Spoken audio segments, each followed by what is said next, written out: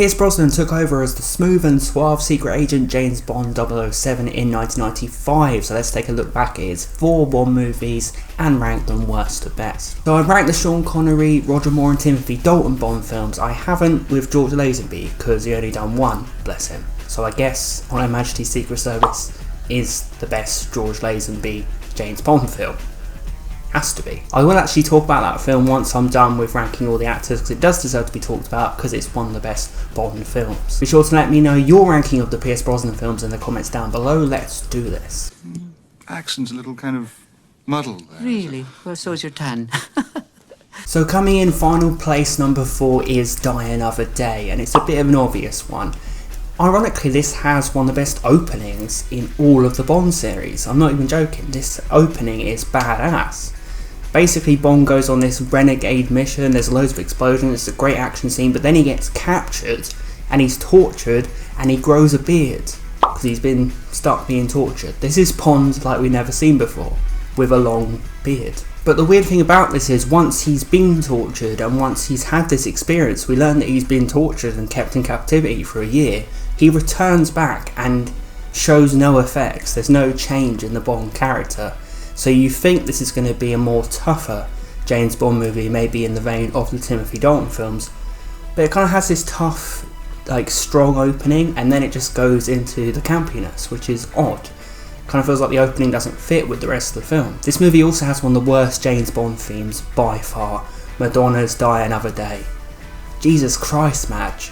This was awful. I love Madonna, I don't know what she was doing here, but it's one of her worst songs ever. This movie is kind of like James Bond on acid. It is mental madcap nonsense. There's an invisible car, there's an ice palace, there's a bonkers fencing fight out of nowhere where actually turns into a real fight. There's many nonsensical turns. It just gets madder and madder. I must say though, a lot of the action is insane. Obviously the opening's amazing, but there's also this fantastic car chase on ice, only in James Bond. We've also got Jinx in here, played by Halle Berry, and all the people asking for a female James Bond are proving to me once again that they haven't watched the series, because Jinx is pretty much a female James Bond. She is. She's an agent on a mission who sleeps with Bond, then leaves him and has no intention of seeing him ever again. She acts like James Bond in this. The problem is that Halle Berry just isn't very good. The performance isn't great and she's a little bit annoying, but she's one of the strongest Bond girls ever. So all the people calling for this women's revolution of James Bond forget that some of the Bond girls were like Jinx, very, very strong and very, very like Bond. This is James Bond almost crossed entirely into superhero territory. It actually feels at times like a superhero movie, and Jinx kind of feels like a female superhero.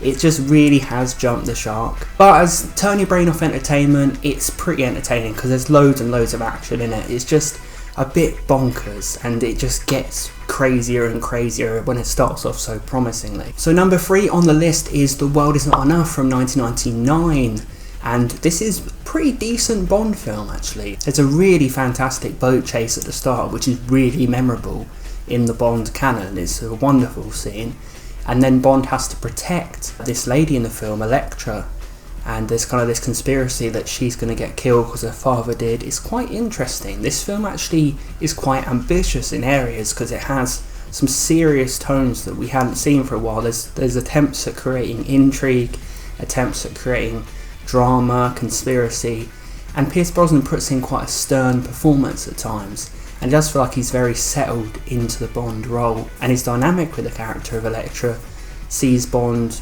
being more human. And what I like about Pierce Brosnan is I feel like his Bond captured all the good parts of Bond. He's got the attitude of Sean Connery, he's got the charm of Roger Moore, he's got the toughness of Timothy Dalton, and he's got the human side of George Lazenby. And the human side really shows here because you really do believe that Bond has genuine feelings for Electra. Robert Carlyle plays the Bond villain who's got a bullet stuck in his head, but he's pretty good, he's pretty menacing, but he is underused. I felt this is one of the most promising Bond villains. He's just underwhelming. He's not in enough scenes, and some of them have bizarre, cringy dialogue. I feel like a lot more could be done with this villain. So the actual Bond girl in the film is Denise Richards as Dr. Christmas Jones. Now, People often say that she's miscast. I've had a lot of people criticise this film saying that you can't believe that a character who looks like Denise Richards would be a nuclear scientist. Now, I've always kind of resented that comment because it's pretty sexist. My problem with her is not that she's a nuclear scientist in this. My problem with her is that she's bad. Denise Richards is bad in this. She's almost as bad as Jinx. She's cringy. She can't really act. I'm not a fan of her. So my problem isn't her being miscast, it's just that I don't like her in the film at all. There are some pretty awesome action scenes in The World Is Not Enough, like Bond escaping from the nuclear plant where he has to swing on some chains away from an explosion that's coming at him. Badass Pierce Brosnan scenes. And it's just really, really fun to see Brosnan's Bond do this shit. It's great to see Brosnan's Bond in danger because he's brilliant in action scenes. I do think we have to respect this movie for trying to be a bit more serious. It doesn't necessarily always work. I feel like the dialogue is dodgy in some moments and fantastic in others. So it's kind of a movie of two halves. It's a pretty decent movie though. I do like it. I think it's a little bit underrated. Denise Richards isn't great, but Brosnan's great, the action's great. There's a little bit of conflict there and intrigue with Elektra. So I liked it kept me entertained. So second on the list is Tomorrow Never Dies from 1997. I feel like this is the most pure action film in the James Bond series. This is just action personified. There is so much in here and it just is fun. It really, really is. It kind of has the tone of Die Another Day without jumping the shark. It's great that we get to see a woman from James's past come back in because he meets the villain in the film. His wife is one of his ex-flames, and it's great to see what happened because normally we just think with Bond, what happens with these girls? Does he just literally at the end of the mission have sex with them once and go, right, I'm off? We basically learn that in this one he just buggered off on Terry Hatcher's character in this. So Terry Hatcher plays a Bond girl who Bond had a relationship with, left her in the lurch, and now she's married to a terrorist. So that's what happens when you leave women Bond. They marry terrorists. The villain in this people like to laugh at, Elliot Carver. He's basically a terrorist who owns a newspaper. So he's creating wars so he can have ratings, so he can print headlines. It's bonkers, but it's a little bit interesting, I think. I think Jonathan Pryce puts in a typically camp but very entertaining Bond villain performance, so I really rate him in the movie. And Wei Lin, the Bond girl in the film, is an agent on her own. She's doing an independent mission without Bond. She's got no interest in Bond. There's already been female James Bonds, okay?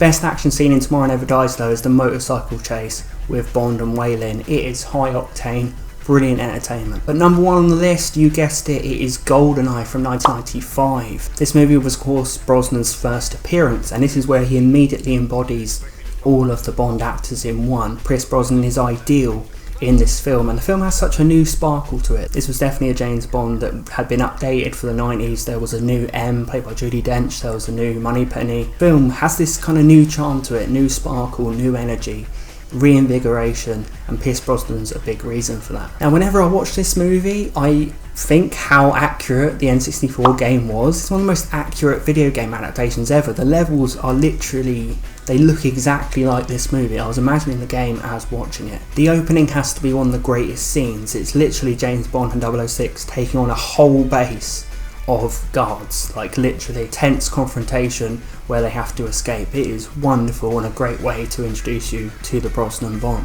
I think this is probably the most thrilling James Bond film, that's the word I would use for it. It really is. It doesn't let up, you know, it's one of the greatest Bond thrillers. It keeps you hooked from minute one. There's a Bond femme fatale in this film, Xena, who is bananas. She kills men by crushing them with her thighs during sex.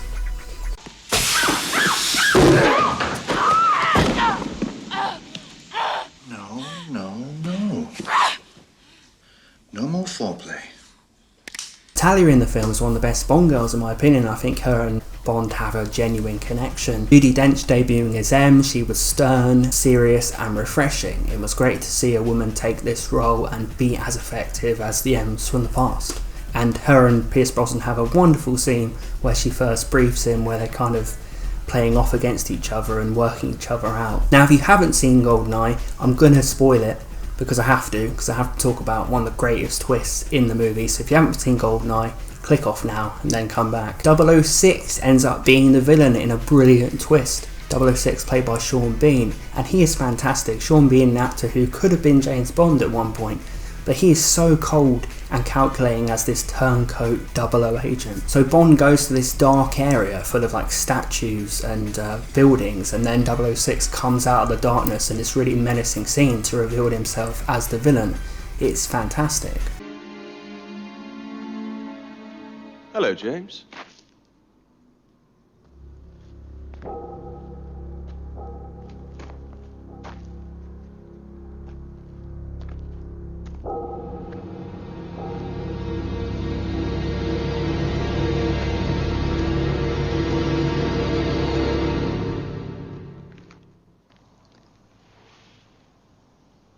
Alec? Back from the dead. It's so great when Bond has a genuine personal connection with the villain, because obviously he has remained in that world that 006 has turned his back on, and there's just that real tension between them, that real kind of play off of world views. And both actors, Sean Bean and Brosnan, are electric when they have their confrontations. The tank scene in the film, enough said. Pierce Brosnan as James Bond driving a bloody tank through a city. What can you say? Mental but brilliant. How cool is that, right? Brosnan's Bond, he has a step up on all the other Bonds because he drove a tank through a bloody city. It's one of the best action scenes in Bond history. It is thrilling, as is the whole movie. Goldeneye is fantastic. Obviously it produced the game, but on its own, it stands as one of the most memorable James Bond films, and it might be the best James Bond film. I don't know. I'm undecided of what's the ultimate best. But it's just, there's a lot of spectacle to it, there's a lot of new swagger. It really does take James Bond, which was a flailing franchise after Dalton left, and it completely brings it up to date, completely brings back all the best elements, completely brings you a Bond that nails it. It's just so well done. I absolutely love Goldeneye. So even though a couple of his movies missed the mark, I really do think Pierce Brosnan was a great Bond. I have trouble picking who is the greatest Bond actor. One week I'll say Brosnan's the best Bond, and next week I'll watch Timothy Dalton film and I'll be like, Dalton owns Brosnan. Like, it's impossible to decide for me, and one day I'm going to have to do a ranking of the actual Bond actors. How the hell am I going to manage that? Be sure to let me know your ranking of the Brosnan Bond films in the comments. Please click on my other Bond ranking videos on the screen now, and please subscribe, so I'm going to be talking about James Bond a lot more on this channel, including of course ranking the Daniel Craig Bond films and talking about On Her Majesty's Secret Service, the only George Lazenby one. Thanks for watching everyone, I will see you next time.